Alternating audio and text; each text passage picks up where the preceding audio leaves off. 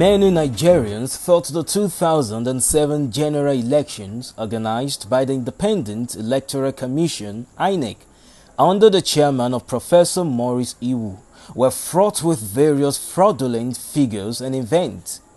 However, it was a different ballgame with the 2011 general elections managed by the same INEC, but under a different head, Professor Atahiru Jega.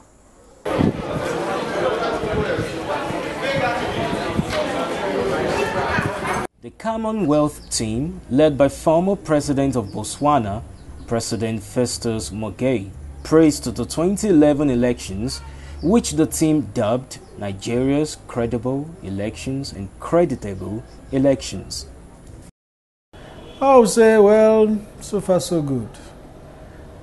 2007 was very bad, very, very bad, if we could call what happened elections at all. For 2011, just a little bit of improvement. I wouldn't agree that it's as good as it's been made to appear by both local and international election observers. I think we made a little bit of progress from 2007.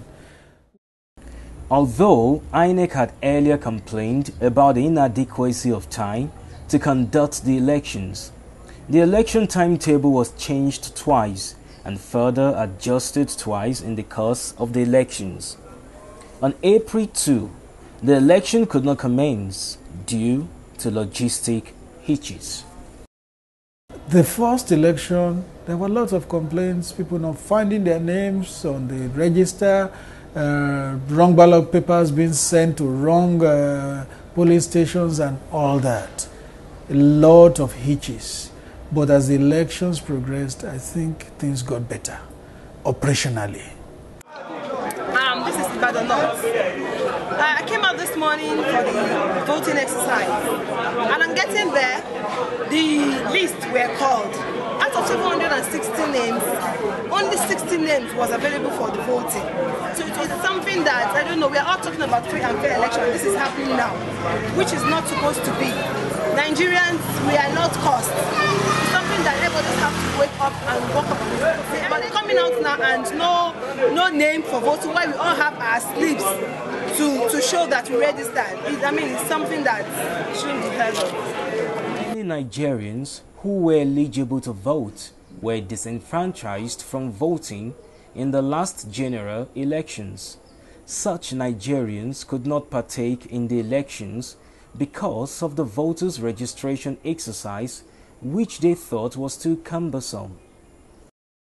I did not vote during the last election, and the reason I did not vote was that I was not able to get registered for the election as a voter.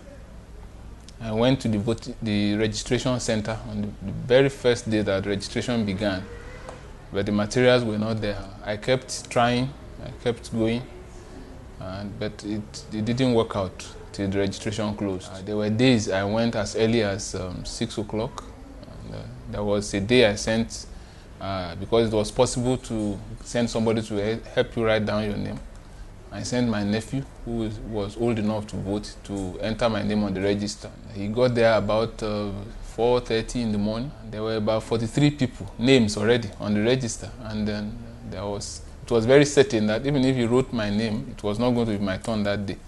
He did, but it was not my turn. I tried several stations, several registration centers, it didn't work. So I did not register, so I couldn't vote, and I didn't vote. Voting starts today, and it starts by 9, and I won't be voting today. Because prior to this voting exercise, during the registration, I had accommodation problems. Plus, I'm a medical student, and I had classes and tests, and the registration exercise, the environment, it wasn't really conducive, as people were a lot in the area, and it wasn't really encouraging to go to the back of the line and stand and wait. The INEC officials came to each halls, and they come during the mornings, and by then we've gone to classes. By the time I get back from lectures, queue's already long, and it just discourages me to go and line up, and it happens every day. I think there was time they postponed the the date for registration exercise over, the queue was still long. In spite of the cumbersome nature of the registration exercise, the total number of Nigerians who registered their interest for the 2011 elections was 73,528,040, as reported by the European Union.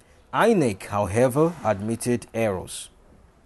During the presidential election, only 38,260,978, that is, barely half of the number of registered Nigerians, cast their vote. The big question is, why did over 46% of registered Nigerians not vote? I am here on election day with the intention of playing football because, to me, the election in this country is more or less is stage managed because we don't address the issues we are supposed to address. We keep voting for, or we keep following alliances that we are not supposed to follow, acquaintances that we are not supposed to be acquainted to. There are a lot of people here. At least I can count close to 200 or 300 students here, who, if they had gone to go and vote for just one person, I'm sure would have made a whole lot of difference. Maybe in just a particular constituency, it might not actually make a whole lot of difference on the federal stage, but it's still good enough. I reside in Lagos. I registered in Lagos. I'm here in Ibadan due to one reason or the other, so I wasn't able to vote, though I would have loved to, but due to that reason, I had some things to do in Ibadan. I couldn't vote yesterday due to the policy of INEC. And the policy doesn't require one to vote outside registered location. In Nigeria, there are about 19 million special needs people, erroneously referred to as the physically challenged. For such special needs Nigerians, there was no special provision made for both their registration and voting activities. Professor Atahiru Jega, in his pre-election speech titled, "We Can't Afford to Fail," however, told Nigerians, "We must not fail and we must get it right." Although the first part of that promise was kept, did INEC actually get things entirely right in the 2011 general elections? I am Okoli Bibiana Efoma, a lady with visual impairment. I live in Abakaliki, Ebonyi State. I did not participate in the last concluded election because there's nobody to assist me down to the polling station. But I inquired from my colleagues. I was told there's no provision was made for persons with a special need by the INEC. Although Mr. Taiwo, a special need person with hearing impairment, voted, there were lots of communication barriers between officials of INEC and himself during the elections. We all know that Nigerians don't care for the disabled people other than just taking pity on them. They should have find other means for people like me to know and follow the election. So something like that. And again, during the vote, they will be announcing that you should vote this way, fold the paper that way. For somebody like me, I cannot understand it.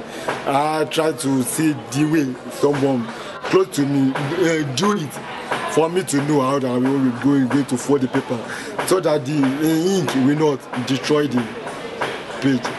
Concerning the election we had last in Nigeria, there is no enough provision for the people with disability. So, assuming they make provision for such, these people too, they will have been part of this last election.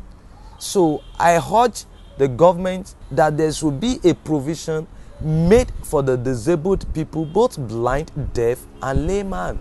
Not only making provision for persons with special needs to vote during election, but also giving us the opportunity to be voted for.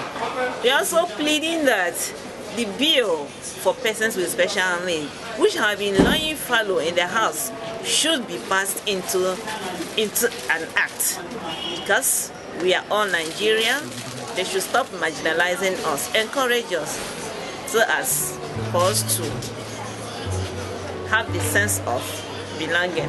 There are various issues that INEC needs to look into in the future.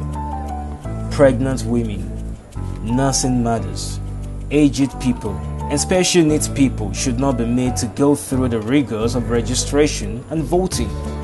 Such people deserve some special treatment from INEC. The registration exercise should also be very flexible, though credible, so as to encourage many Nigerians to be part of the whole voting process in subsequent elections. Adequate, conducive, and very simple electoral provisions in terms of facilities and informal education should be made for people who live in underdeveloped parts of Nigeria.